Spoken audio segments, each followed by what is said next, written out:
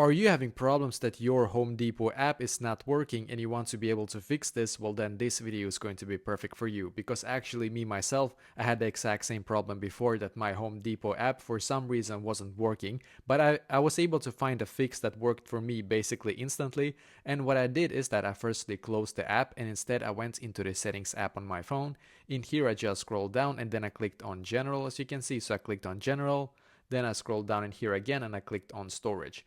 And then I just waited for this page to completely load. It probably will take us a couple of seconds, unfortunately. And now when it's done, just swipe up like this until you can see the search bar up top. So click on the search bar, search for home, and click on the Home Depot. Click on offload app, and once again click on offload app in here, and then we're just going to wait a couple of seconds for it to load, and then click on the blue button here once again. Now just wait for the app to completely update to its latest version. It took me a couple of seconds, and when it's done you can go back into the app. So this actually fixed it for me, so I hope that this will be able to fix it for you as well.